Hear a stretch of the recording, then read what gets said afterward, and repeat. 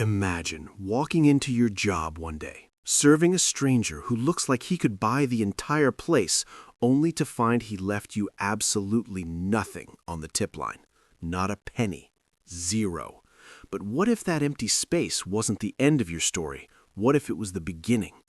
Her name was Lena Ramirez, 28 years old, raising her 5-year-old son Mateo on her own in a fading mill town called Harrow's Edge. Every dawn, she kissed her sleeping forehead, whispered promises she wasn't sure she could keep, and headed to the Blue Lantern Café, a greasy spoon relic on the highway where truckers and locals mixed like oil and water. Lena's life ran on fumes, rent overdue again, daycare bills stacking up, the kind of tired that seeps into your bones and stays there. She smiled through it all, because complaining never paid the electric bill. That Thursday shift dragged like wet cement. The usual chaos, spilled coffee, demanding regulars, a cook yelling about missing orders. Then he walked in. Mid-afternoon lull, door chime rang. Everyone glanced up without meaning to. Tall, impeccable suit that screamed money. Dark hair neatly combed, eyes scanning the room like he was reading invisible details. He chose a corner booth, away from the window, ordered black coffee and the daily special, meatloaf, no substitutions. Lena approached cautiously. Something about him felt off. Not rude, just distant, like he was carrying weight no one else could see. She served him quickly, refilled his cup twice without being asked, noticed how he ate methodically, staring at nothing. He didn't chat, didn't look at his phone, just sat there, lost in thought. When he stood to leave, he nodded once, polite, brief, and walked out.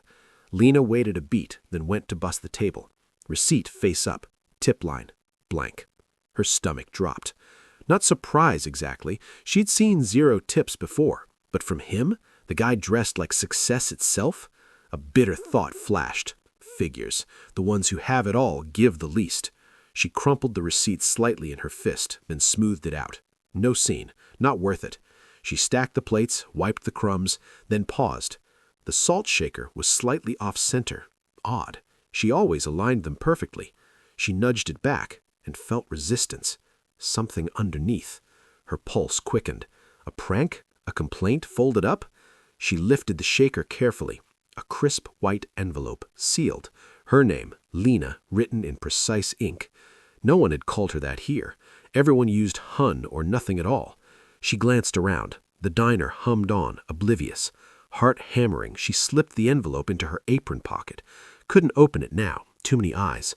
But curiosity burned. What could it be? A lecture on service? Some rich guy's weird game? Mini twist 1.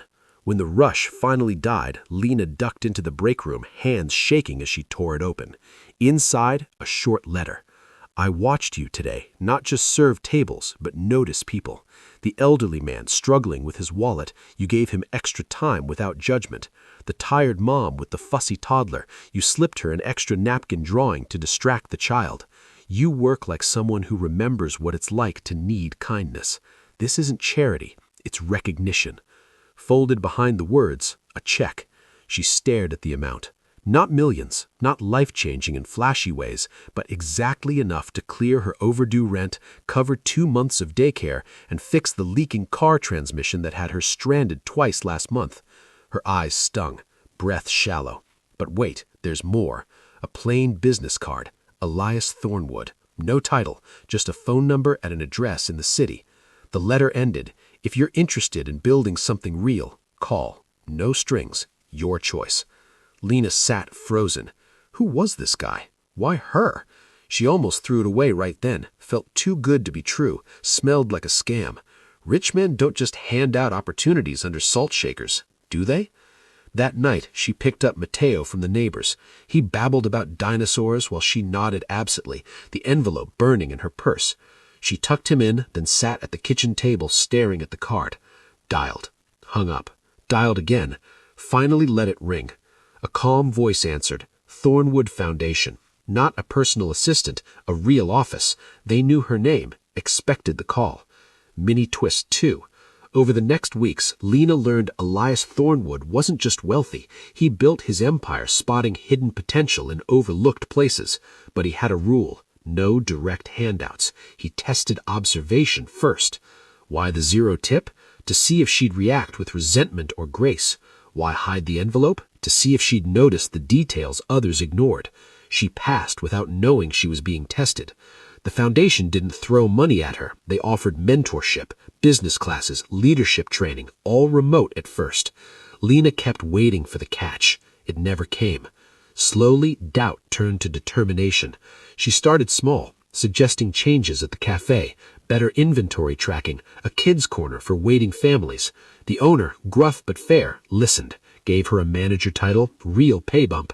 Months in, with foundation guidance, Lena pitched a full revamp, turning the Blue Lantern into a community space with evening events, local art on walls, flexible shifts for single parents. They granted seed funding, not huge, enough to prove the concept. Years rolled forward. The cafe thrived. Brighter lights, fuller tables, laughter echoing where silence once lived. Mateo did homework in his booth, proudly telling customers his mom ran the place. Elias visited annually, same corner seat, same black coffee. Always left the tip line blank, but always, under the salt shaker, a new note. Simple words of encouragement, reminders that real change starts with noticing what's hidden in plain sight. Lena never asked why he chose her that day. Some doors open quietly, and sometimes the emptiest spaces hold the most possibility. If this story stirred something in you, hope, gratitude, maybe a reminder to look closer, take a quiet moment now to like this video, share it with someone carrying invisible weight, and subscribe to Kindness Square so more stories like this find their way to those who need them most. In the comments, share one small act of noticing you've done lately, or one you wish someone had done for you, because in a world that often overlooks, seeing clearly might just change everything.